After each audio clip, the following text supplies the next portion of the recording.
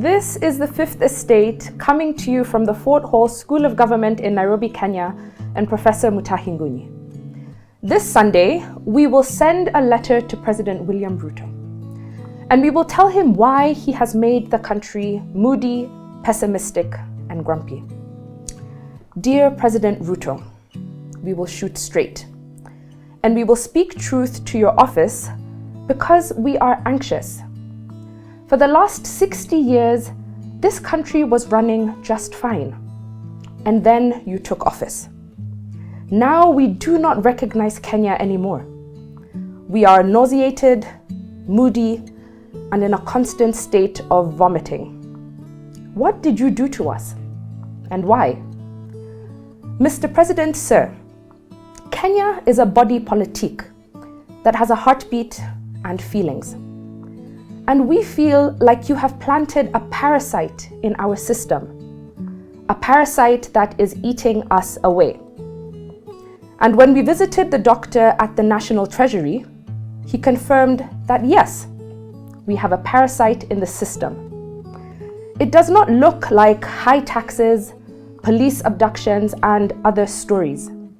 The parasite is actually a baby forming in the womb of the body politique. This is why we are moody and nauseated.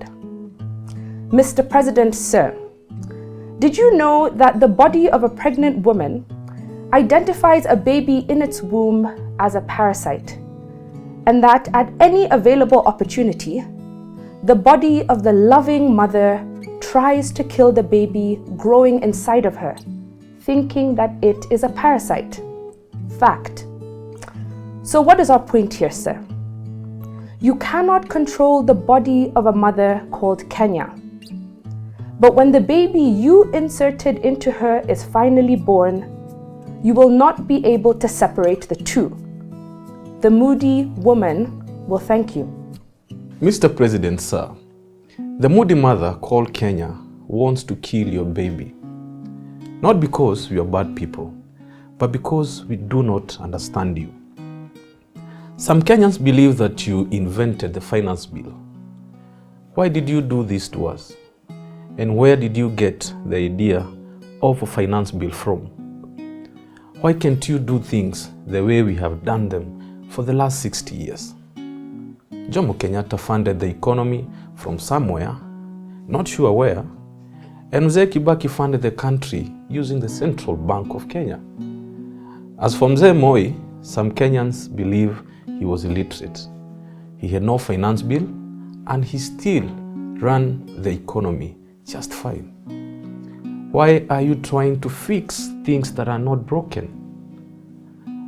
Mr. President, sir, the finance bill was invented before you were born. You have just used it differently to make the country run. And you're doing it differently because of this. To get something you never had, you must do something you never did. And sir, you must not be afraid of failure. If you do not fail, you are not trying. This is the story of one heroic failure called Luther Gulick. He worked for the YMCA in 1891 and frustrated by his baseball team and its failures, he decided to try something different. He knew that to get the victory he never had, he had to do something he never did. He abandoned baseball and invented a new game from scratch, a game his team could win. And this is how the YMCA invented basketball. Mr. President, sir, do not play the 60-year-old game that you cannot win. Invent a new game, even if it annoys moody Kenyans. Mr. President, sir, now we will draw a picture of yourself annoying us as Kenyans. And for the record, it is wrong to annoy a pregnant and moody nation, sir.